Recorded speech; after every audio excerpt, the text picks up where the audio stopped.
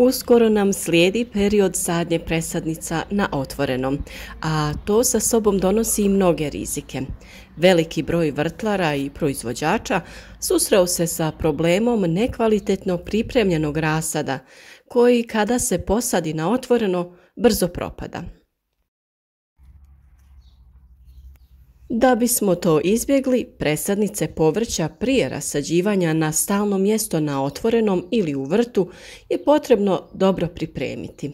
Rasad može izgledati odlično, ali ako nije pravilno pripremljen, naš rad može biti uzaludan.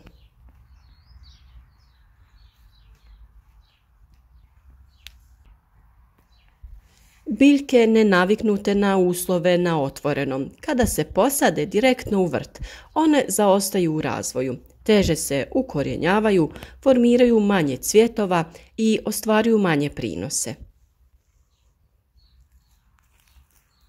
Naglo iznošenje biljaka iz plastenika i sadnja u vrt može dovesti i do propadanja mladih biljaka.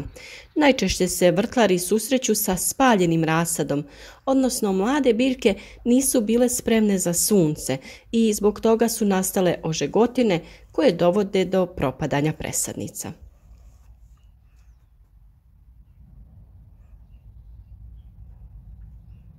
Rasad toploljubivih kultura poput paprike i paradajza klija, niče, raste i razvija se u umjetno stvorenim uslovima unutar plastenika ili toplih gredica.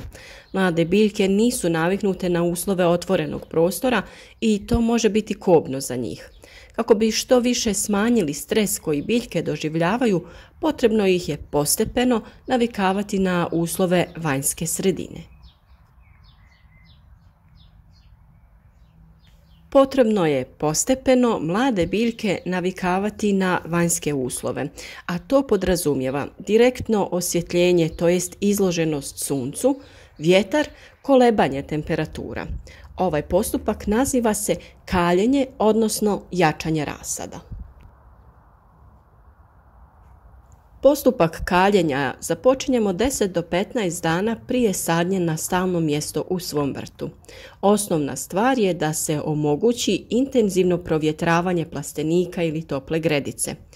Prvih 7 dana provjetravanje se obavlja tokom dana, a tijekom drugih 7 dana provjetravanje treba osigurati i tokom dana i tokom noći. Naravno, potrebno je obratiti pažnju na vrijednosti temperature. Kaljenje ne treba obavljati kada je previše hladno vrijeme. Minimalna dnevna temperatura pri kaljenju rasada je 12 stepeni, a noćna ne treba padati ispod 5 stepeni. Ovo su naravno minimalne vrijednosti i nemojte započinjati kaljenje rasada ako temperatura ima ove vrijednosti. Potrebno je pričekati da se vrijednosti temperature zraka nešto povećaju. Naravno, pri niskim temperaturama nisu ostvareni ni adekvatni uslovi za sadnju na otvorenom. Ono što je još dobro tokom ovog perioda jeste da obavite lagano zasušivanje supstrata. Povećavamo normu zalijevanja, ali se smanjuje broj zalijevanja. Zasušivanje je neophodno obaviti kako bi se smanjio stres zbog temperaturnog kolebanja i kako bi se korijen mlade biljke što bolje razvio. Istovremeno u samoj biljci se smanjuje sadržaj vode, a povećava se sadržaj suhe tvari, to jest biljka postaje jača i otpornija.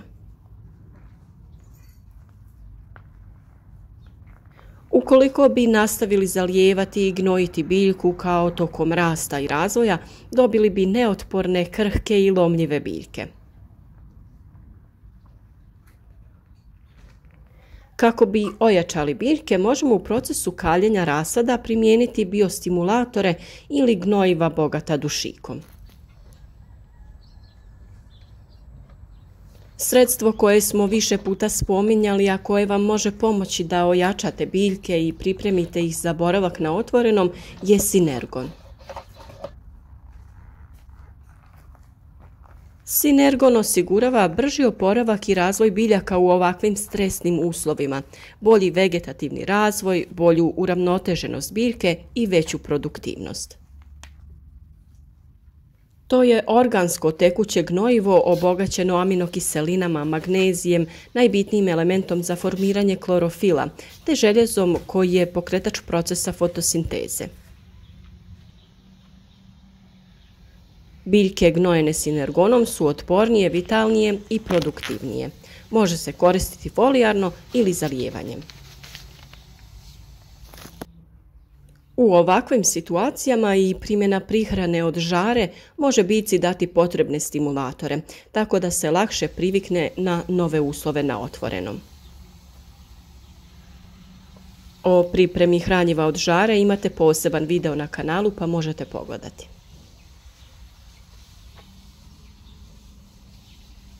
Nekoliko sati prije presađivanja na stalno mjesto potrebno je mlade biljke dobro zaliti kako bi se što lakše vadile iz kontejnera ili lončanice i tako će se žilice i korijenje manje oštetiti. Naravno, tada će biljka imati i dovoljno vlage u svom supstratu. Kada ju stavite u zemlju, lakše ćete zaliti okolni dio zemlje.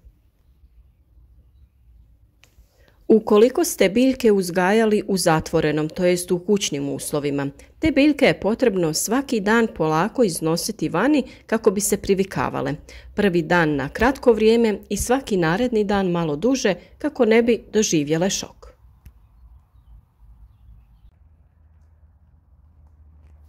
Prvi dan ih iznesite na toplo, ali sjenovito mjesto i unesite nakon nekih 20 minuta.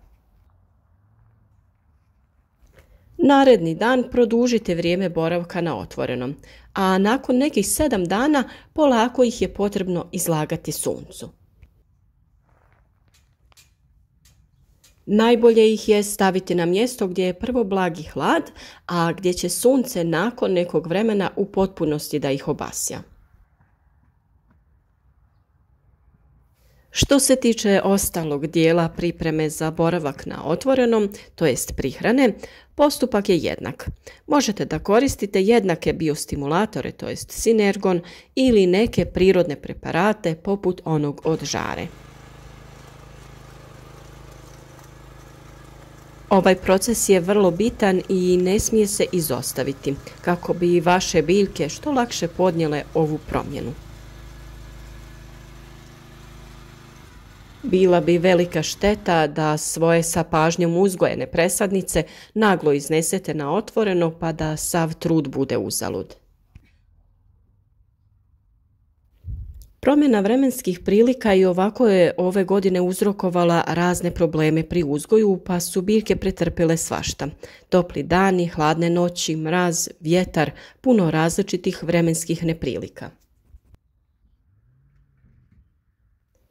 Upravo jer ne znamo šta nas to može zadesiti čak i u mjesecu maju kada planiramo biljke posaditi u vrt, ovaj proces je stvarno neophodan.